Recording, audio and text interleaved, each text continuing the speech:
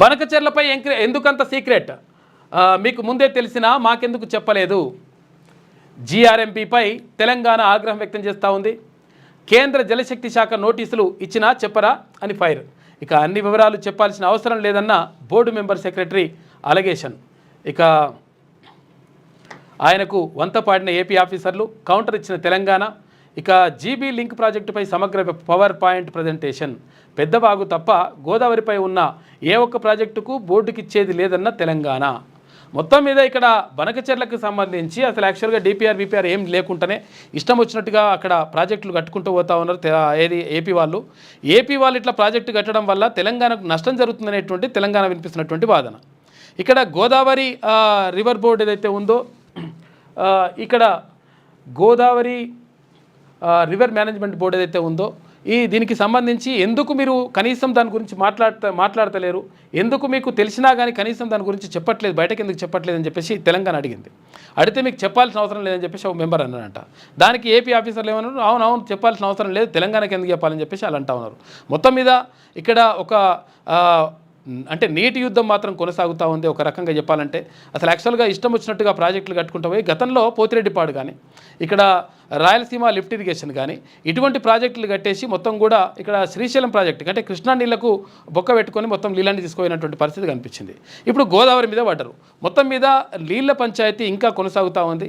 అయితే మంత్రి ఉత్తమ్ కుమార్ రెడ్డి మాత్రం క్లియర్గా చెప్తా ఉన్నారు, 100% ఏది ఏమైనప్పటికీ నేను 100% వాళ్ళతో కొట్లాడి తర్వాత ఏదైనా చేసేసి తెలంగాణకు రావాల్సినటువంటి వాటా, తెలంగాణకు అన్యాయం జరగకుండా చూస్తా అని చెప్పేసి మంత్రి చెప్తున్నటువంటి మాట మొత్తం నిజంగా కూడా అది జరగాల్సిన అవసరం ఉన్నది. గతంలో కేసీఆర్ ప్రభుత్వం ఉన్నప్పుడు మేము పోము అనుకుంటూ పోతే వాళ్ళేమో వచ్చిండ్రు, అన్ని పని చేసుకుంటా కథం చేసుకుంటూ పోయినరు. మొత్తం ఆగం అయిపోయింది లెక్క.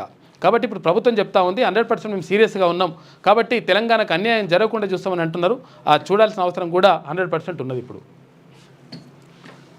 Godavari Banakacherla GB link project గురించి గోదావరి రివర్ మేనేజ్మెంట్ బోర్డు జీఆర్ఎంపీకు ముందే తెలిసినా ఎందుకు సీక్రెట్గా ఉంచారని తెలంగాణ అధికారులు మండిపడ్డారు.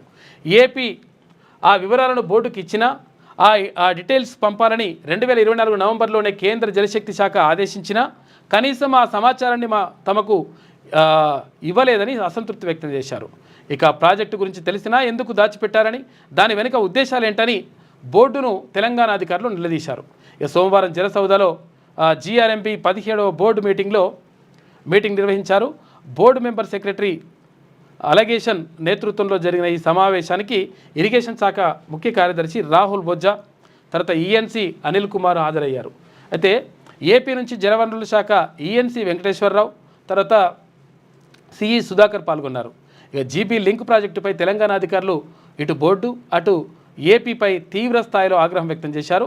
ఏపీ అక్రమ ప్రాజెక్టు తెన్నులపై సమగ్ర వివరాలతో పవర్ పాయింట్ ప్రజెంటేషన్ ఇచ్చిండ్రు. మొత్తం మీద అక్కడ చేస్తున్నది అన్యాయం. అసలు యాక్చువల్గా ఇప్పటికే ఇప్పుడు తెలంగాణకు సంబంధించినటువంటి నీళ్లను ఇక్కడ పాలమూరు ఏమో మొత్తం కూడా పచ్చబడ్డదని చెప్పేసి కాక చెప్తుంటాడు, కానీ పాలమూరు పచ్చబడలేదు. పాలమూరు నీళ్ళని కూడా వాళ్ళు ఎత్తుకోబోతా ఉన్నారు.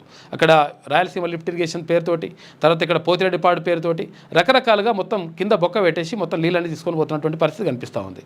ఇక్కడ కృష్ణా నదికి ఇట్లా జరుగుతూ ఉందంటే ఇక్కడ గోదావరికి సంబంధించి గోదావరిలో కూడా ఇక్కడ బనకచెర్లను కట్టి మొత్తం ఈ నీళ్ళని ఎత్తుకుపోయేటువంటి ప్రయత్నం చేస్తూ ఉన్నారు.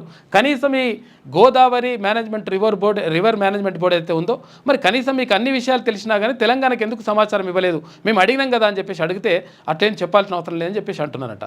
అదంతా మేనేజ్మెంట్ నడుస్తున్నట్టుంది. మరి 100% దీని మీద కొట్లాడాల్సిన అవసరం ఉన్నది.